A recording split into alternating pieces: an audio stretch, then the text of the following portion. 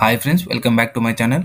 Friends, RRB NTPC exam ఈ రోజు నుంచి స్టార్ట్ అవ్వడం జరిగినాయి కదా friends. So fifth June second షిఫ్ట్లో జరిగిన జీకే వచ్చిన క్వశ్చన్స్ని చూసేద్దాం ఫ్రెండ్స్.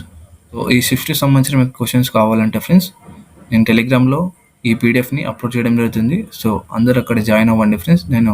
టెలిగ్రామ్ లింక్ వచ్చేసి కింద డిస్క్రిప్షన్లో లింక్ ఉంటుంది. సో జాయిన్ అవ్వండి ఫ్రెండ్స్. ఎవరైనా కొత్తగా చూస్తున్నట్లయితే వీడియోని ఇప్పుడే లైక్ చేయండి ఫ్రెండ్స్. సో అదేవిధంగా ఛానల్ని సబ్స్క్రైబ్ చేసుకోండి. ఆర్ఆర్బి ఎన్టీపీసీకి సంబంధించిన అన్ని షిఫ్ట్ల గురించి అనాలిస్ చేయడం జరుగుతుంది ఫ్రెండ్స్. సో మిస్ కాకుండా ఉండాలంటే ఛానల్ని సబ్స్క్రైబ్ చేసుకోండి friends. RRB NTPC exam analysis 5th June second shift సంబంధించిన క్వశ్చన్స్ ఫ్రెండ్స్.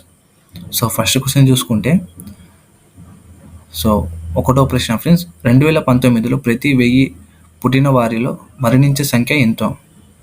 జవాబు ఫ్రెండ్స్, ఐఎంఆర్ శిశు మృత్యు రేటు గుణాంకాలను పరిశీలిస్తే ఒక సంవత్సరంలో 2 పాయింట్లు తగ్గుదల కనిపిస్తుంది. 2019లో ప్రతి 1000 జీవ పుట్టులపై 30 శిశువులు మరణించారు. 2020లో ఈ సంఖ్య 28కి తగ్గింది. సో ఆన్సరే కాకుండా ఇంకా ఎక్కువ కంటెంట్ గ్యాదర్ చేసి నేను చెప్పడం జరుగుతుంది ఫ్రెండ్స్. సో ఎందుకంటే రాబోయే ఎగ్జామ్స్లో సేమ్ క్వశ్చన్ రాకపోయినా కానీ దాంట్లో వచ్చిన ఇంకా ఎక్స్ట్రా కంటెంట్ మాత్రం రావడానికి చాలా అవకాశాలు ఉన్నాయి ఫ్రెండ్స్. సో ఎందుకంటే నేను ఎక్స్ట్రా కంటెంట్ చెప్తున్నానంటే ఇకపోయే షిఫ్ట్లలో ఖచ్చితంగా వచ్చే అవకాశం ఉంది. సో అందుకే నేను చెప్పడం జరుగుతుంది. సో ఎక్స్ట్రా పాయింట్ చూసుకుంటే, ఎన్ఎంఆర్ నవజాత శిశువు మృత్యు రేటు గుణాంకాలను చూస్తే దీనిలో కూడా 2 పాయింట్లు తగ్గుదల ఉంది. 2019లో ప్రతి 1000 జీవ పుట్టులపై 22 నవజాత శిశువులు మరణించారు. అలాగే 2020లో ఈ సంఖ్య 20కి తగ్గింది. సో రెండో ప్రశ్న ఫ్రెండ్స్, పెన్సిలిన్ను ఏ చికిత్స కోసం ఉపయోగిస్తారు? జవాబు ఫ్రెండ్స్, పెన్సిలిన్ను కొన్ని రకాల బ్యాక్టీరియా వల్ల కలిగే సంక్రమణాల చికిత్స కోసం ఉపయోగిస్తారు. ఇది వైరల్ ఇన్ఫెక్షన్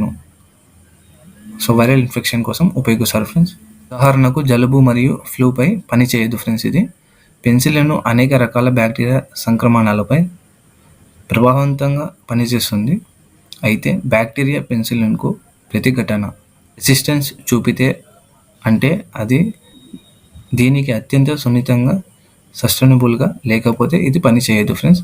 సో పెన్సిలిన్ మాత్రం బ్యాక్టీరియా వైరల్ ఇన్ఫెక్షన్ కోసం ఉపయోగిస్తారు ఫ్రెండ్స్ పెన్సిలిన్ను. అదేవిధంగా మనం మూడో ప్రశ్న చూసుకుంటే ఫ్రెండ్స్, 5వ షెడ్యూల్ ఏ విషయానికి సంబంధించింది? జవాబు ఫ్రెండ్స్, భారత రాజ్యాంగంలోని 5వ షెడ్యూల్ అనేది షెడ్యూల్ ఏరియాస్ అనుసూచిత ప్రాంతాలు మరియు షెడ్యూల్ ట్రైబ్స్ అనుసూచిత జనజాతులు పాలన మరియు నియంత్రణకు సంబంధించినది. ఈ షెడ్యూల్ భారతదేశంలోని అనుసూచిత ప్రాంతాలు ఉన్న రాష్ట్రాలకు వర్తిస్తుంది. అయితే ఇది అస్సాం, మేఘాలయ, త్రిపుర మరియు మిజోరాం రాష్ట్రాలకు వర్తించదు friends. So schedule caste, schedule తెగలకు సంబంధించిన షెడ్యూల్ 5 ఫ్రెండ్స్. సో పాలిటీలో మాత్రం మీరు షెడ్యూల్ 12 షెడ్యూల్స్ ఖచ్చితంగా చూసుకొని వెళ్ళండి ఫ్రెండ్స్. సో ప్రతి షిఫ్ట్లో ఒక షెడ్యూల్ అడగొచ్చు. సో రాబోయే ఎగ్జామ్స్లో కూడా ఖచ్చితంగా అడుగుతారు ఫ్రెండ్స్. సో రాబోయే షిఫ్ట్లలో కూడా ఖచ్చితంగా అడిగే అవకాశం చాలా ఉంది ఫ్రెండ్స్. అదేవిధంగా 4వ ప్రశ్న ఫ్రెండ్స్, 1530లో ఎవరి మరణంతో పాలన ముగిసిపోయింది? 1530లో బాబర్ మరణించిన తర్వాత మొఘల్ సామ్రాజ్యానికి సంబంధించిన పాలన అతని కుమారుడు హుమాయూన్కి వెళ్ళింది. బాబర్ మరణం 1530 డిసెంబర్ 26న ఆగ్రాలో జరిగింది ఫ్రెండ్స్. ఆ తర్వాత హుమాయూన్ను 1530 డిసెంబర్ 30న మొఘల్ సింహాసనంపై ఆరూఢం చేశారు. 1555లో ఎవరిని ఓడించి మళ్ళీ సింహాసనాన్ని పొందాడు? 1555లో హుమాయూన్ సికిందర్ షాని ఓడించి తన రాజ్యాన్ని తిరిగి పొందాడు మరియు ఢిల్లీ సింహాసనంపై మళ్ళీ కూర్చున్నాడు. 1540లో షేర్ షా సూరి చేతిలో పరాజయం అనంతరం హుమాయూన్ సుమారు 15 సంవత్సరాల నిర్వాసితునిగా జీవించాడు. అయితే 1555లో సరిహద్దు వద్ద జరిగిన యుద్ధంలో హుమాయూన్ సికిందర్ షాని ఓడించి మళ్ళీ మొఘల్ సామ్రాజ్యాన్ని స్థాపించాడు. 6వ ప్రశ్న ఫ్రెండ్స్, 2024లో హర్ ఘర్ జల్ యోజనలో ఎంత శాతం లక్ష్యంగా పెట్టుకున్నారు? జవాబు ఫ్రెండ్స్, 6 అక్టోబర్ 2024 నాటికి జల్ జీవన్ మిషన్ కింద 11.95 కోట్లు అదనపు గ్రామీణ ఇళ్లకు 4 నీటి కనెక్షన్లు విజయవంతంగా అందించబడ్డాయి. దీంతో మొత్తం కవరేజీ 15.19 కోట్లకు పైగా ఇళ్ల వరకు విస్తరించింది. ఇది భారతదేశంలోని మొత్తం గ్రామీణ ఇళ్లలో 78.58% వరకు చేరినట్టయింది.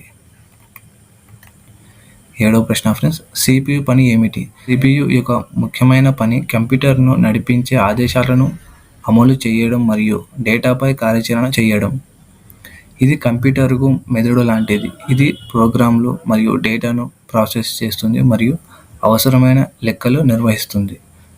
8వ ప్రశ్న ఫ్రెండ్స్, మండెల్ ఆవిష్కరించిన ఆవర్తన పట్టికలో ఏ మోడల్ను ఇచ్చారు? జవాబు ఫ్రెండ్స్, మండెల్ తన ఆవర్తన పట్టికలో మూలకాలను వాటి పరమాణు బరువు యొక్క పెరుగుతున్న క్రమంలో అమర్చే మోడల్ను సూచించారు. ఆయన మూలకాలను పరమాణు బరువుల ఆధారంగా ఒక పట్టికలో ఏర్పాటు చేశారు. ఇందులో ఒకేలాంటి గుణాలు కలిగిన మూలకాలు ఒకే నిలువు కాలములో ఊర్ధ్వ స్తంభంలో వచ్చాయి. దానిని సమూహం గ్రూప్ అని అంటారు. 9వ ప్రశ్న ఫ్రెండ్స్, 52వ ప్రధాన న్యాయమూర్తి ఎవరు? జవాబు ఫ్రెండ్స్, మాననీయ న్యాయమూర్తి రత్నాకర్ భీమరావ్ గవాయ్ గారిని భారత అత్యున్నత న్యాయస్థానం సుప్రీంకోర్టు యొక్క 52వ ప్రధాన న్యాయమూర్తిగా నియమించారు. 10వ ప్రశ్న ఫ్రెండ్స్, 97వ రాజ్యాంగ సవరణలో సహకార సంఘాల కోసం ఎంతకాలం ఏర్పాటైంది? 97వ రాజ్యాంగ సవరణ ద్వారా సహకార సంఘాలకు రాజ్యాంగపరమైన హోదా మరియు రక్షణ ఇవ్వబడింది. ఈ సవరణ 2011లో పార్లమెంటులో ఆమోదించబడింది మరియు సహకార సంఘాల భవిష్యత్తు వ్యవస్థను బలంగా నిర్ధారించడానికి రూపొందించబడింది. ఈ సవరణ 15 ఫిబ్రవరి 2012 నుండి అమల్లోకి వచ్చింది. ఇది సహకార సంఘాల వ్యవస్థను పటిష్టంగా చేయడమే లక్ష్యంగా ఉంది, కానీ ఏ సంవత్సరాల కాల పరిమితి అని నిర్దిష్టంగా పేర్కొనలేదు. ఇది స్థిరమైన పర్మనెంట్ రాజ్యాంగ మార్పుగా అమలులో ఉంది. సో ఫ్రెండ్స్, ఈ వీడియోని ఖచ్చితంగా లైక్ చేసుకోండి ఫ్రెండ్స్. సో ఎందుకని నేను ఉన్న క్వశ్చన్కి తగ్గట్టు ఆన్సర్ ఇచ్చేస్తే సరిపోదు ఫ్రెండ్స్. సో ఎక్స్ట్రా కంటెంట్ ఇస్తేనే రాబోయే ఎగ్జామ్స్కు చాలా ఉపయోగం ఉంటుంది.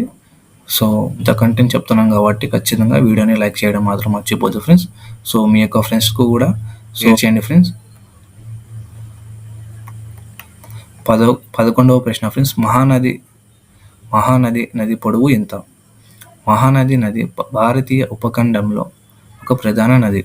ఇది సుమారు 132,100 చదరపు కిలోమీటర్లు, 51,000 చదరపు మైళ్ళు విస్తీర్ణం ఉన్న ప్రాంతంలో ప్రవహిస్తుంది. మరి మహానది యొక్క మొత్తం పొడవు 900 కిలోమీటర్లు, 560 మైళ్ళు ఉంటుంది. సో ఫ్రెండ్స్, మహానది ఏ రాష్ట్రంలో ఉందో కామెంట్ చేయడం మాత్రం మర్చిపోద్దు ఫ్రెండ్స్. సో ఖచ్చితంగా మహానది ఏ రాష్ట్రంలో ఉందో కామెంట్ చేయండి. 12వ ప్రశ్న ఫ్రెండ్స్, Alt+F2 షార్ట్కట్కి ఏది? Alt+F2 ఒక కీబోర్డ్ షార్ట్కట్. దీనిని టాలీ వంటి సాఫ్ట్వేర్లో పీరియడ్ కాలపరిమితి మార్చడానికి ఉపయోగిస్తారు. ఉదాహరణకి, మీరు టాలీలో ఏదైనా రిపోర్ట్ చేస్తున్నప్పుడు Alt+F2 నొక్కడం ద్వారా ఆ రిపోర్ట్ యొక్క పీరియడ్ను మార్చవచ్చు. సో కంప్యూటర్ సంబంధించిన బేసిక్స్ వెళ్ళండి ఫ్రెండ్స్. 13వ ప్రశ్న ఫ్రెండ్స్, ఏ నదులు బంగాళ ఉప్పొంగులో కలుస్తాయి కానీ గంగా నదిలో చేరవు? జవాబు ఫ్రెండ్స్, బంగాళ ఉప్పొంగులో కలుసుకునే నదులు గంగా నదిలో చేరవు. అటువంటి నదులలో గోదావరి, మహానది, కృష్ణ, కావేరి, తాటి మరియు నర్మదా ఉన్నాయి. ఈ నదులు దక్షిణ భారతదేశంలో ప్రవహించే ప్రత్యక్షంగా బంగాళ ఉప్పొంగ లేదా అరబ్ సముద్రంలో కలుస్తాయి. 14వ ప్రశ్న ఫ్రెండ్స్, 2025లో జరిగిన గేమ్స్లో భారతదేశం ఎన్ని పతకాలు సాధించింది? జవాబు ఫ్రెండ్స్, భారత్ 2025లో న్యూఢిల్లీ, భారత్లో నిర్వహించిన వివిధ గేమ్స్లో పతకాలు సాధించడంలో అగ్రస్థానంలో ఉంది. భారత్ టీం మొత్తం 134 పతకాలు సాధించింది. వాటిలో 45 బంగారు పథకాలు, 40 రజత పథకాలు, 40 కాంస్య పథకాలు ఉన్నాయి. ఈ వీడియోకి సంబంధించిన పీడిఎఫ్ కావాలంటే ఖచ్చితంగా టెలిగ్రామ్లో జాయిన్ అవ్వండి ఫ్రెండ్స్. నేను అక్కడ అప్లోడ్ చేయడం జరుగుతుంది. సో ఓవరాల్గా మనం 5th జూన్ సెకండ్ షిఫ్ట్లో జరిగిన పేపర్ చూసుకుంటే maths, reasoning easy to moderate friends. అదేవిధంగా జీకే వచ్చేసి moderate to tough. So GK మాత్రం కొద్దిగా టఫ్ ఇచ్చాడు. మ్యాథ్స్ రీజనింగ్ మాత్రం చాలా ఈజీ టు మోడరేట్ ఇవ్వడం జరిగింది. సో మీకు మ్యాథ్స్కి సంబంధించిన questions and reasoning maths and reasoning సంబంధించిన క్వశ్చన్స్ కావాలంటే టెలిగ్రామ్లో జాయిన్ అవ్వండి ఫ్రెండ్స్. నేను అక్కడ ప్రతి షిఫ్ట్లో వచ్చిన క్వశ్చన్స్ని అక్కడ అప్లోడ్ చేయడం జరుగుతుంది, మ్యాథ్స్ అండ్ రీజనింగ్ సంబంధించింది. సో ఫ్రెండ్స్, ఈ వీడియో కానీ మీకు నచ్చినట్లయితే ఖచ్చితంగా సబ్స్క్రైబ్ చేసుకోండి. సో అదేవిధంగా టెలిగ్రామ్లో కూడా జాయిన్ అవ్వండి ఫ్రెండ్స్. సో టెలిగ్రామ్లో నేను ఈ వీడియోకి సంబంధించిన అన్ని పీడిఎఫ్ అప్లోడ్ చేయడం జరుగుతుంది. అదేవిధంగా మ్యాథ్స్ అండ్ రీజనింగ్ సంబంధించిన క్వశ్చన్స్ కూడా అప్లోడ్ చేయడం జరుగుతుంది. మీకు ఏమైనా డౌట్ ఉంటే ఇన్స్టాగ్రామ్లో కూడా అడగొచ్చు ఫ్రెండ్స్. సో ఇన్స్టాగ్రామ్లో ఇంకా వివరంగా చెప్పడం జరుగుతుంది. సో ఇన్స్టాగ్రామ్ని కూడా ఫాలో చేసుకోండి friends. So thank you so much.